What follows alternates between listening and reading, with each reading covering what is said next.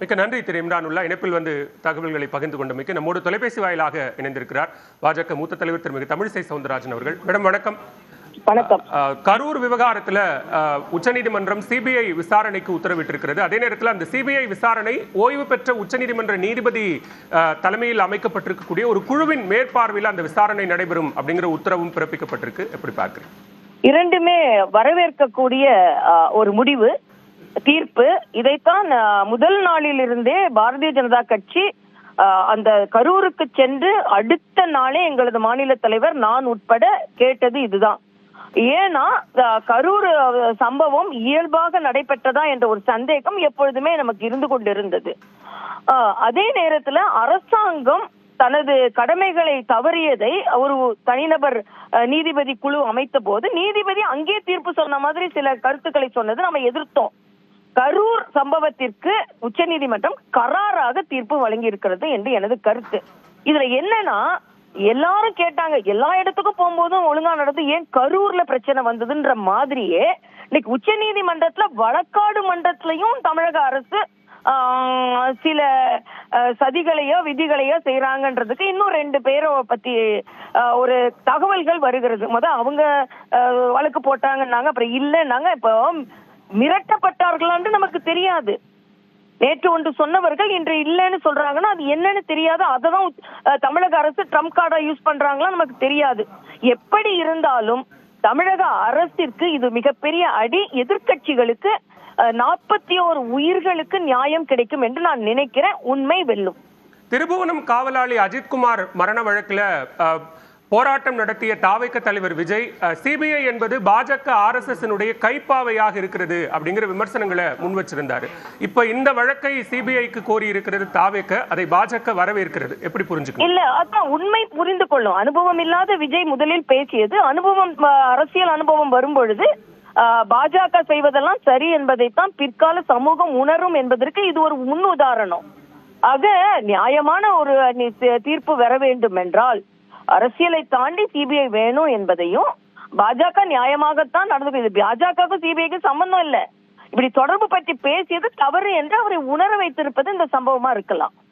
இப்ப இந்த சம்பவம் கரூர் சம்பவத்திற்கு பிறகாக தாவேக தரப்புக்கு அளிக்கக்கூடிய ஆதரவு என்பது, பாஜக தரப்பிலிருந்து அளிக்கக்கூடிய ஆதரவு என்பது ஒரு அரசியல் நிலைப்பாட்டின் அடிப்படையிலானது அப்படின்னு புரிஞ்சுக்கணுமா? அவசியத்தின் அடிப்படையில் நான் சொல்றேன். ஏன்னா நாங்க அவருக்கு ஆதரவா இருக்கிறோம் சொல்றதை விட அரசாங்கத்தின் அநீதிக்கு எதிராக இருக்கிறோம் என்பது. ஏன்னா தாவேகாவுக்கு மாத்திரம் அந்த கட்டுப்பாடை போடல. பாஜக ஒரு ஆர்ப்பாட்டம் நடத்தினா அங்க போனாலே கைது செய்தார்கள். என்னை போன்றவர்கள் ஒரு கையெழுத்து வாங்குறதுக்கு ஒரு 300 போலீஸ் என்னை சுத்தி வந்து கொண்டிருந்தார்கள். ஒரு துப்புரவு தொழிலாளருக்கு ஆதரவு தெரிவிக்க போகும்போது ஹவுஸ் அரெஸ்ட் பண்ணாங்க.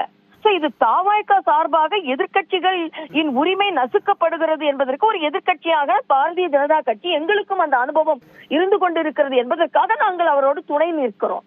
அவ்வித அரசியல் என்பதை விட ஒரு எதிர்கட்சிக்கு அவசியம் என்ற நிலை இருக்கிறது என்று நான் நினைக்கிறேன். ஏனால் இது எழுதப்படாத ஒரு அவசர நிலை தமிழகத்தில் நடந்து கொண்டிருக்கிறது. நன்றி திருமிகு தமிழிசை சவுந்தரராஜன். இணைப்பில் வந்து கருத்துக்களை பகிர்ந்து கொண்டமைக்கு நம்மோடு தொலைபேசி வாயிலாக இணைந்திருக்கிறார் திராவிட முன்னேற்ற கழகத்தினுடைய வழக்கறிஞர் திரு சரவணன் அவர்கள். சார் வணக்கம். உச்சநீதிமன்றம் சிபிஐ விசாரணைக்கு உத்தரவிட்டிருக்கிறது. அதே நேரத்தில் ஓய்வு பெற்ற உச்சநீதிமன்ற நீதிபதி தலைமையிலான ஒரு குழு மேற்பார்வை செய்யும் அப்படின்ற ஒரு உத்தரவும் பிறப்பிக்கப்பட்டிருக்கிறது. எப்படி பார்க்க? ஓகே, இல்ல இது இந்த ஏற்கனவே ஸ்பெஷல் இன்வெஸ்டிகேஷன் டீம் விசாரிச்சுட்டு இருந்ததை எடுத்து சிபிஐக்கு கொடுத்துருக்காங்க.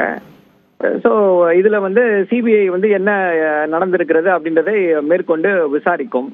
உண்மை எப்படி இருந்தாலும் வெளியில வந்துதானே ஆக போகுது.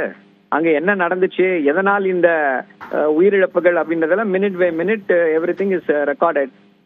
அதை தாண்டி யார் என்ன விசாரணை செய்தாலும் உண்மை வெளிவரப் போகிறது. இது அவர்களுக்கு பெருத்த பின்னடைவு. தாவேகாவிற்கு தான் இது பெருத்த பின்னடைவு. ஏன் அப்படின்னா டைரக்டா பிஜேபியோட கண்ட்ரோலுக்கு போயிடுவாங்க. இப்போ அங்கதான் உட்காந்து பாஜக இப்போ டைரக்டா திரு விஜய் அவர்களையும் தாவேகாவையும் கண்ட்ரோல் பண்ண போகுது. அதே நேரத்தில் இதுல அரசியல் நிலைப்பாடெல்லாம் இல்ல, அவசியத்தின் நிலைப்பாட்டின் அடிப்படையில் தான் நாங்க தாவேக தரப்புக்கு ஆதரவு தெரிவிக்கிறோம் அப்படின்னு பாஜகவினுடைய மூத்த தலைவர் தமிழிசை பேசினாங்க சற்று நேரத்துக்கு முன்னாடி.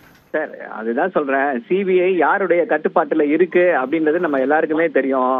அவரை வலிந்து கூட்டணிக்கு யார் அழைத்து கொண்டிருக்கிறார்கள் என்பது எல்லோருக்கும் தெரியும். கூட்டணி பிச்சை எடுத்துக் கொண்டிருக்கிறது அதிமுகவும் பாஜகவும். இப்ப சிபிஐ வந்து யாருடைய கட்டுப்பாட்டில் இயங்கி கொண்டிருக்கிறது, எப்படி இயங்கி கொண்டிருக்கிறதுன்றத பத்தி எல்லாம் நம்ம வந்து விரிவா பேசவே வேண்டியதில்லை. தமிழ்நாட்டு மக்கள் அனைவரும் நன்றாக அறிவார்கள். ஸோ அப்படிதான் இதை எடுத்துக்கொள்ள வேண்டுமே தவிர இதை வந்து இதுக்கு வந்து அரசியல் இது இல்லை அது இல்லைன்னு சொல்லி எல்லாம் எதையுமே எடுத்துக்கொள்ள முடியாது. அதாவது என்ன நடந்தது என்பது ஒட்டுமொத்த தமிழ்நாட்டு மக்களும் நன்றாக அறிந்திருக்கிறார்கள். இதுல வேற யாரும் வந்து இது வந்து இவர்களுக்கு வெற்றி அவர்களுக்கு வெற்றின்னு திரு விஜய் அவர்கள் வந்து தவறே செய்யல, தாவேக்கா அவருக்கு இதுல பொறுப்பே இல்லைன்னு சொல்லிட்டாங்களா உச்சநீதிமன்றம்? இல்லையே. ஒரு விசாரணை அமைப்பு எடுத்துட்டு இன்னொரு விசாரணை அமைப்பு இதை விசாரிக்க வேண்டும்னு சொல்லியிருக்காங்க. பாப்போம் என்ன விசாரணையின் முடிவுல என்ன வருதுன்றத பாப்போம். திரு விஜய் அவர்கள் தான் சொன்னாரு சிபிஐ விசாரணைனா அது வந்து ஆற போடுறது 5 வருஷம் 6 வருஷம் ஆகும் அப்படின்னாரு. இப்போ இந்த சிபிஐ விசாரணையை வரவேற்பாரா இல்ல இதுவும் வந்து ஆற போடக்கூடிய விஷயம் தானா அப்படின்றத அவர் தெளிவுபடுத்த வேண்டும். அது படுத்துவாரான்னு நமக்கு தெரியாது. ஓகே, மிக்க நன்றி திரு சரவணன். இணைப்பில் வந்து கருத்துக்களை பகிர்ந்து கொண்டமைக்கு நம்மோடு தொலைபேசி வாயிலாக இணைந்திருக்கிறார் அஇஅதிமுக மாநிலங்களவை உறுப்பினர் திரு இன்பதுரை அவர்கள். சார் வணக்கம். கரூர் சம்பவ வழக்குல சிபிஐ விசாரணைக்கு தற்போது உச்சநீதிமன்றம் உத்தரவு பிறப்பித்திருக்கிறது. இது ஒரு இடைக்கால உத்தரவாகத்தான் இருக்கும் அப்படின்னு நீதிபதிகள் சொல்லியிருக்கிறாங்க. எப்படி பார்க்க? இடைக்கால உத்தரவு இல்ல, உத்தரவு தான். அதுல வந்து இன்ட்ரீம் பிரேயர்ல மெயின் பிரேயர் வந்துருச்சு. சிபிஐக்கு இது எதற்கும் மாத்திருக்காங்கன்னா தமிழ்நாடு போலீஸ் மேல லேக் ஆஃப் கான்பிடன்ஸ் வந்துருச்சுன்னு அவங்க சொல்றாங்க.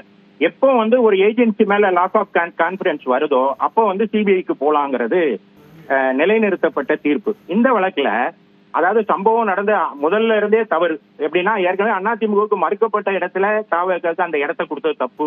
10,000 பேர் தான் கூடுவாங்கன்னு சொன்ன இடத்துல கிட்டத்தட்ட 27,000 பேர் கூடினாங்க. கூடும் வரை நீங்க என்ன செஞ்சிட்டு இருந்தீங்கிறது ஒரு கேள்வி எழுது. அங்கு நம்பர் இல்லாத ஆம்புலன்ஸ் வந்தது, அப்புறம் தடியடி நடத்தினது, இரவோடு இரவாக அவங்களை போஸ்ட்மார்ட்டம் பண்ணது எல்லாமே அரசு எது